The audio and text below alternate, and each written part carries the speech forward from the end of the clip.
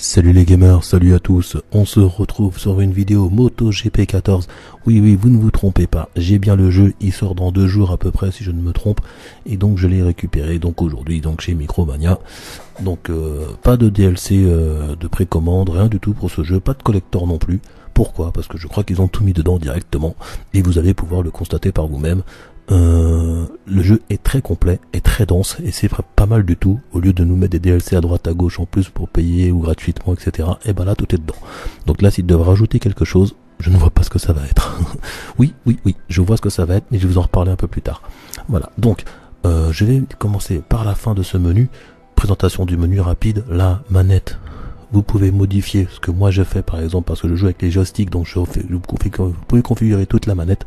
Ça je trouve premièrement que c'est une très bonne chose, comme ça chacun joue à sa façon et se sent au mieux avec la manette, avec les commandes du jeu.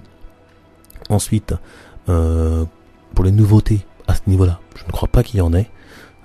J'avais l'ancien MotoGP qui m'ont repris 15 € je crois, donc c'est quand même pas mal, hein, c'est ça de moins à payer.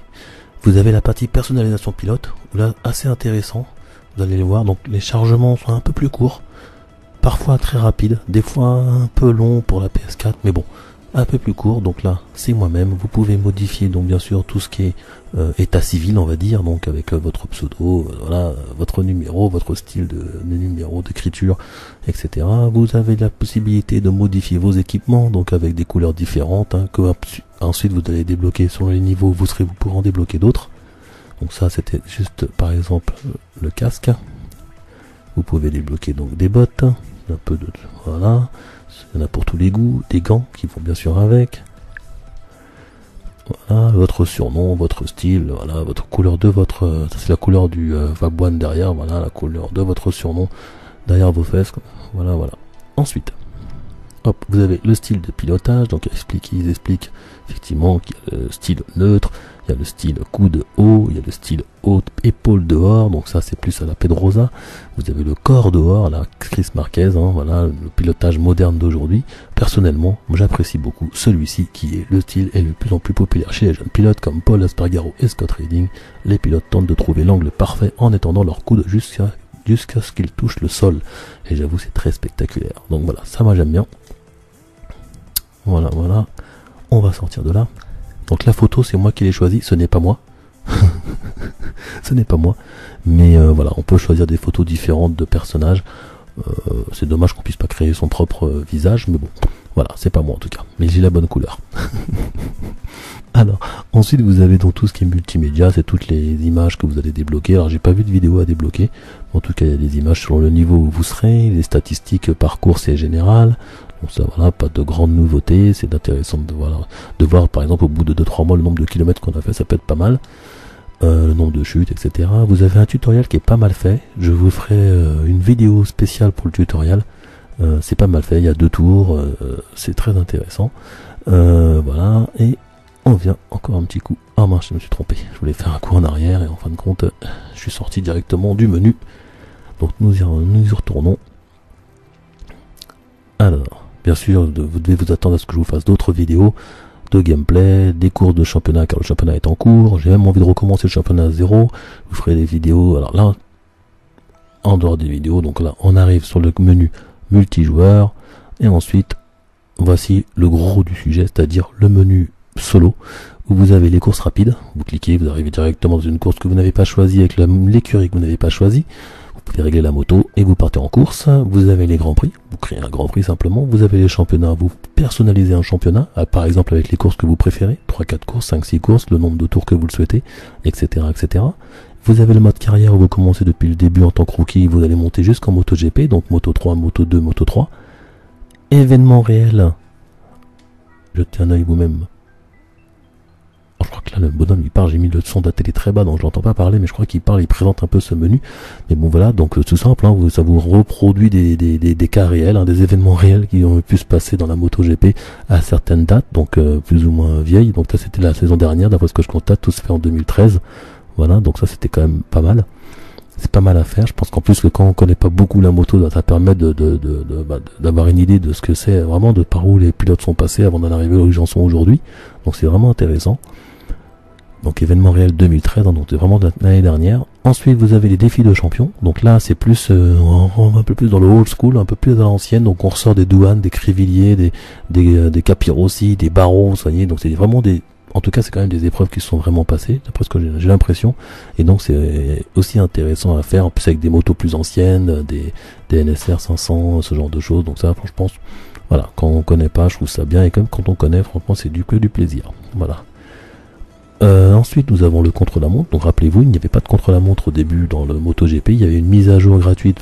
Ensuite, vous avez ajouté le contre-la-montre. Je trouvais ça bizarre qu'ils mettent pas le contre-la-montre dès le début, mais bon, le jeu ne devait pas être terminé. Je ne sais pas ce qu'ils pensent à se faire. En tout cas, elle avait été gratuite. Là, le contre-la-montre est déjà à l'intérieur. Vous pouvez constater que dans ce contre-la-montre, en tout cas dans le jeu, quand je vous parle de densité, c'est qu'au niveau des pilotes, il y en a quand même pas mal. Et je vais vous montrer exactement ce qu'il y a. C'est-à-dire qu'il y a donc la MotoGP champion, donc là tous les champions que je vous ai présentés là tout à l'heure, donc là les Barros, Garner, Kevin Schwantz, voilà, il y en a plusieurs, ils en ont rajouté certains, ça me fait plaisir, comme Max Biaggi, ce genre de choses, mais je trouve qu'il en manque. Il manque un petit Giberno, ceux qui connaissent, il manque un petit comment il s'appelle ah mince, il manque Giberno. Ouais, je me trompe ou je vois pas comment il s'appelle, je ne vois pas Stoner. Bah, il n'y a pas Stoner, je crois. Donc il manque Stoner. Et il manque un asiatique, un japonais, Daijiro Kato, qui était mort. Non, c'est pas Kato. C'est pas lui. Mais bon, un japonais qui était mort à Suzuka, ce Honda et tout. Voilà, celui-là, j'aurais bien voulu qu'il le mette.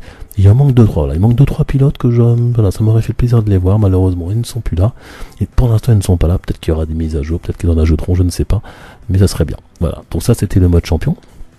Ensuite, vous avez le MotoGP 13, donc de 2013, donc toutes les écuries, les pilotes de l'année dernière, 2013, donc avec Hayden chez Ducati par exemple.